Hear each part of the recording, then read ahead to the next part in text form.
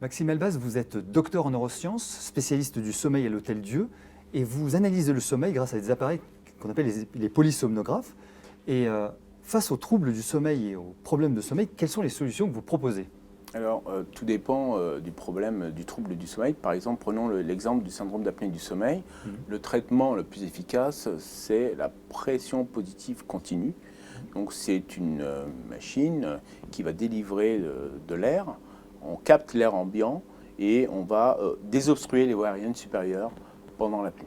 Donc, quand une personne ronfle de manière assez bruyante et crée une apnée de sommeil, la machine va pulser de l'air au niveau des voies aériennes supérieures pour ouvrir les voies aériennes supérieures. Ça va forcer le passage, parce que les voies aériennes sont obstruées, elles sont collabées, elles sont quoi? Elles sont fermées Il y a un collapsus au niveau de l'oropharynx. Hein, vous avez des personnes qui ont un syndrome d'apnée du sommeil, ont une macroglossie, donc une grosse langue qui va pencher en arrière pour obstruer les voies aériennes supérieures, et puis l'oropharynx et la luette aussi, une grosse luette va aussi obstruer les voies aériennes supérieures. Donc le fait à la limite de souffler dedans, ça va permettre de mieux aérer, de mieux ventiler. Voilà, c'est un traitement mécanique en fait, hein, donc ça va insuffler de l'air.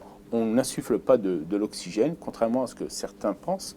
On va ouvrir l'air ambiant. Voilà, c'est l'air ambiant qu'on va ouvrir. D'accord. Les effets qu'on peut en attendre, c'est quoi? Les effets en fait sont une désaturation en oxygène.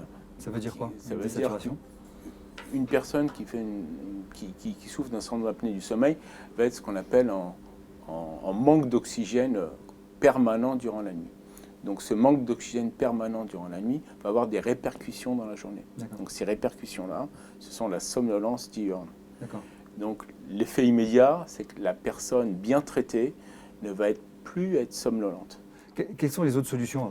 Alors les autres solutions, par exemple, il y a des opérations, il y a des médicaments, il y a des orthèses d'avancée mandibulaire. Hein, ce sont des gouttières dentaires qui vont propulser la mandibule pour ouvrir les voies aériennes supérieures. Ces orthèses d'avancée mandibulaire, elles fonctionnent sur des petits syndromes d'apnée du sommeil et pas sur des gros syndromes d'apnée du sommeil. Il y a des évaluations, des genres de pacemakers qui vont stimuler le nerf génioglosse.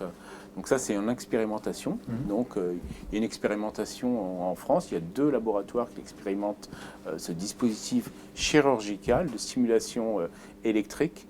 Pas très invasif, ça, non? C'est très invasif. On n'a pas encore de recul. Donc c'est dans l'air du temps.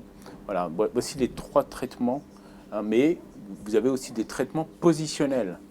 Une personne qui a un syndrome d'apnée positionnelle, par exemple une personne qui dort sur le dos et qui fait essentiellement des apnées positionnelles sur le dos, on va le traiter par une balle de tennis qui va le forcer à dormir sur le côté.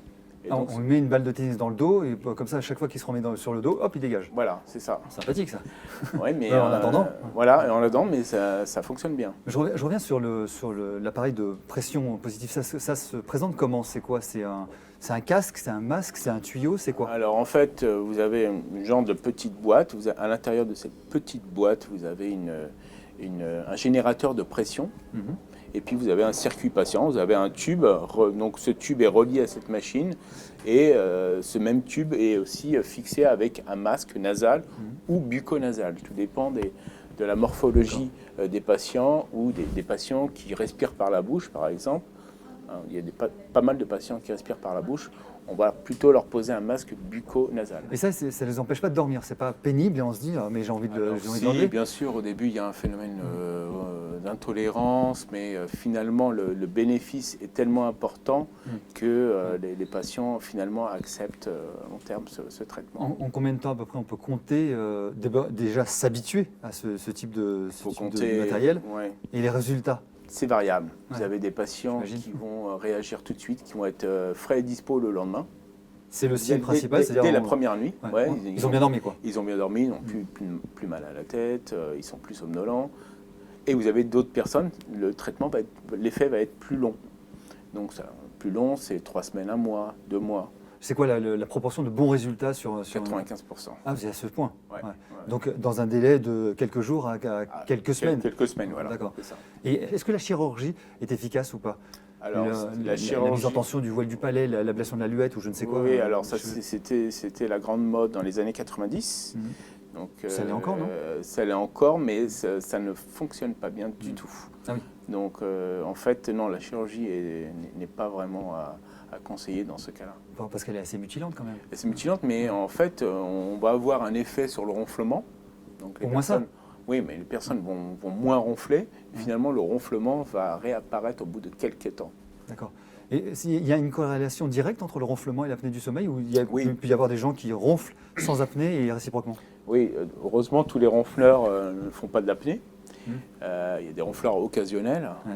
par exemple. Ceux qui ont trop mangé, trop bu. Oui, tout- voilà, avec ça. D'accord. Le tabac, l'alcool Ouais. favorise le ronflement. Mais par exemple, une personne qui va ronfler bruyamment toutes les nuits, Mmh. il y a une très forte corrélation entre le bruit du ronflement et l'apnée du sommeil. Il y a une corrélation entre l'intensité Oui. sonore et le... Voilà, une c'est personne qui va ronfler toutes les nuits, vous êtes pratiquement sûr que cette personne-là fera de l'apnée du sommeil. Est-ce que je prêche un peu pour la paroisse, est-ce que vous avez entendu parler de soins naturels qui permettraient d'améliorer ça? Il y a une nouvelle technique, excusez-moi, j'ai oublié une nouvelle technique, c'est la rééducation par la langue.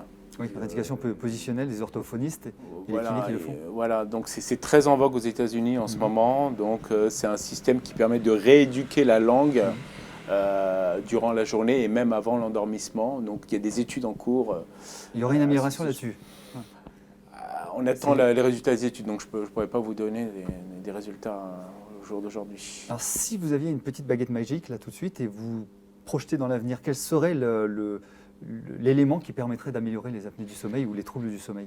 S'il y avait un chemin à prendre en ce moment, ça serait quoi, à votre sens, vous qui connaissez bien le sommeil? Mhm. Peut-être qu'il n'y en a pas. Bah, j'ai pas d'idée comme ça. Non, peut-être qu'il n'y en a pas, tout simplement. Ouais, peut-être, mais il y en aura sûrement un jour. Il y a des traitements médicamenteux ou pas? Pour l'apnée, oui et non, mais c'est des traitements qui ne fonctionnent pas. Non, non, non. D'accord. Non, Le à mieux, donc, proscrire. c'est le masque, la pression Ouais, positive. ouais, D'accord. tout à fait. Maxime Melbaz, merci d'avoir répondu à nos questions.